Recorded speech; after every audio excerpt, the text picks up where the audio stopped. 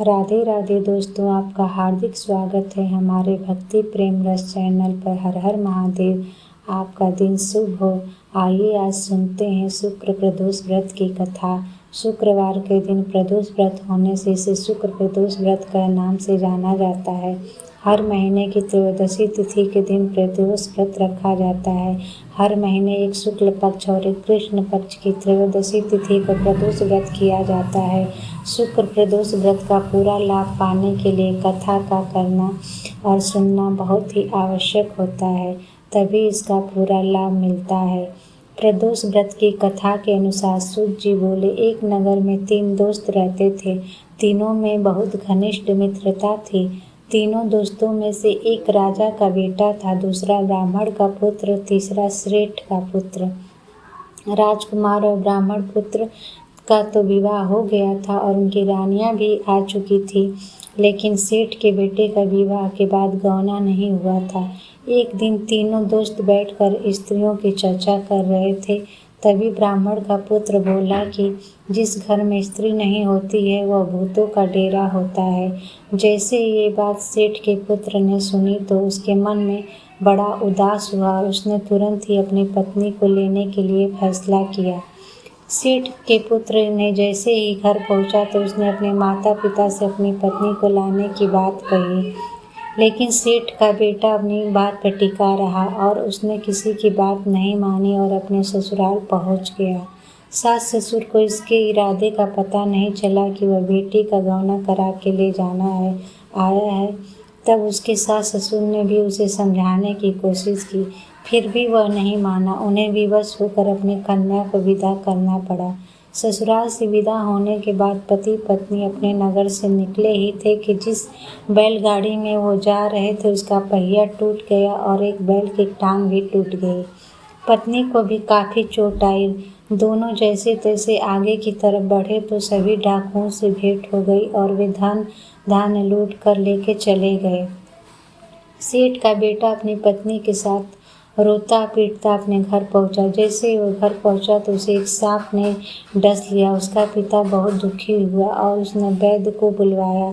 उन्होंने देखने के बाद बताया कि आपके बेटे के पास ज़्यादा समय नहीं है और वह अगले 3 दिन में मर जाएगा। यह सारी बात जब ब्राह्मण पुत्र को पता लगी तो उसने सेठ से कहा कि आप आने लड़के को अपने सहित पत्नी के घर वापस भेज दो। उसने कहा कि आपके घर पर यह सारी बाधाएं इसी वजह से आई हैं क्योंकि शुक्र अस्त के समय यह अपनी पत्नी को विदा करके ले आया है। अगर यह अपने ससुराल पहुंचा जाएगा तो वह बच जाएगा। सेठ से तुरंत ही ब्राह्मण पुत्र की बात को मान लिया और अपने पुत्र वधू और पुत्र को वापस लौटा दिया। वहां पहुंचते ही सेठ पुत्र की हालत ठीक होने को आरंभ हो गई। इसके बाद उन्हें बाकी का जीवन बहुत ही सुखपूर्वक बिताया। इससे प्रदोष व्रत करने से सभी सुखपूर्वक रहने लगे और सबकी मनोकामनाएं। प्राचीन काल में एक गरीब पुजारी हुआ करता था। उस पुजारी की मृत्यु के बाद उसकी पत्नी अपने भरण पोषण के लिए पुत्र को साथ लेकर भीख मांगती हुई शाम तक घर वापस आती थी। एक दिन उसकी मुलाकात विदर्भ देश के राजकुमार से हुई, जो कि अपने पिता की मृत्यु के बाद दर दर भटकने लगा था।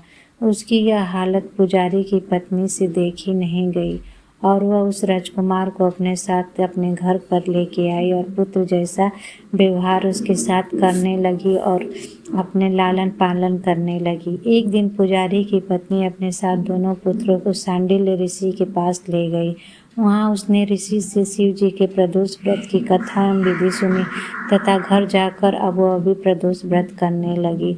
एक बार दोनों बालक वन में घूम रहे थे। उनमें से पुजारी का बेटा तो घर लौट आया, परंतु राजकुमार का बेटा वन में ही रह गया।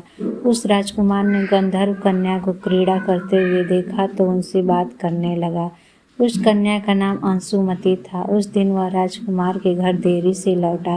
राजकुमार दूसरे दिन फिर से उसी जगह पहुंचा जहां अंशुमती अपने माता पिता से बात कर रही थी। तभी अंशुमती के माता पिता ने उस राजकुमार को पहचान लिया तथा उससे कहा कि आप तो विदर्भ नगर के राजकुमार हो ना, आपका नाम तो धर्मगुप्त है ना। अंशुमती के माता पिता को वह राजकुमार पसंद आया और उन्होंने कहा कि शिव जी की कृपा से हम अपनी पुत्री का विवाह आपसे करना चाहते हैं, क्या आप इस विवाह के लिए तैयार हैं?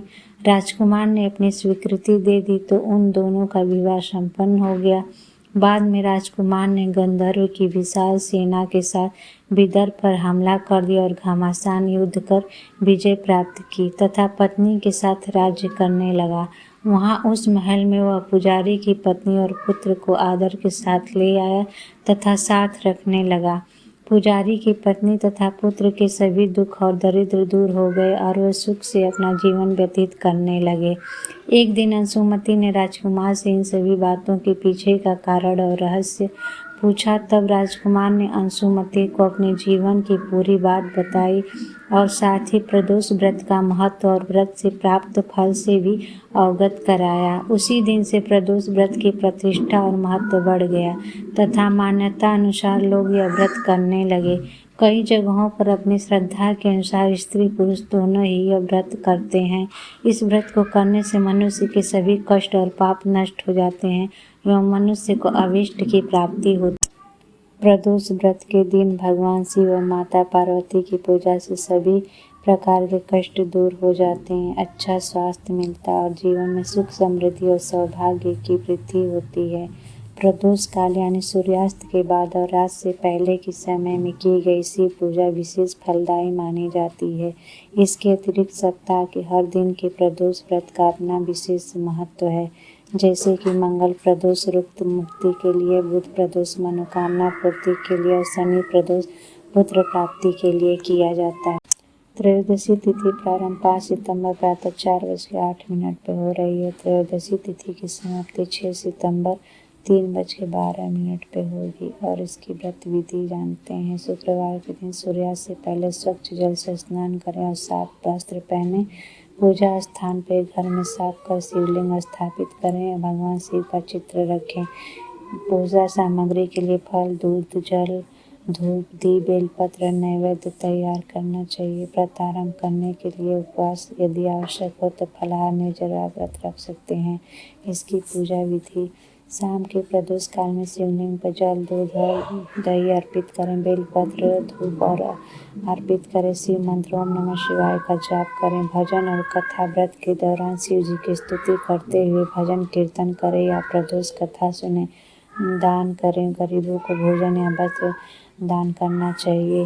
व्रत समापन के अगले दिन सुबह व्रत खोलते समय भगवान शिव को प्रसाद अर्पित कर शिव जी की आरती। जय शिव ओंकारा, ओम जय शिव ओंकारा, ब्रह्मा विष्णु सदा शिव अर्धांगिनी धारा। ओम जय शिव ओंकारा, एकानन चतुरानन पंचानन राजे, हंसासन गरुड़ासन वृषवाहन साजे। ओम जय शिव ओंकारा, दो भुज चार चतुर्भुज, 10 भुज अति सोहे, त्रिगुण रूप निरखता त्रिभुवन जन मोहे। ओम जय शिव ओंकारा, अक्षमाला वनमाला मुंडमाला धारी, चंदन मृग मद सोहे, भाले शशिधारी। ओम जय शिव ओंकारा, श्वेतांबर पीतांबर बाघंबर अंगे, सनकादिक गरुड़ादिक भूतादिक संगे।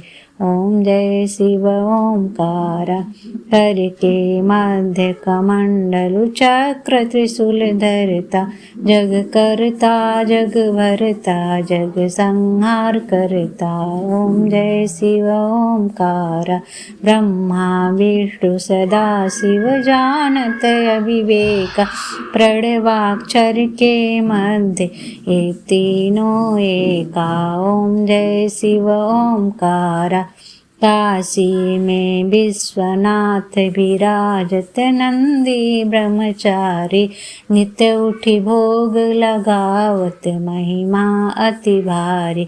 ओम जय शिव ओंकारा, त्रिगुण शिव जी की आरती जो कोई नर गावे, कहत शिवानंद स्वामी मन वांछित फल पावे। ओम जय शिव ओमकारा, ओम जय शिव ओमकारा। हर हर महादेव।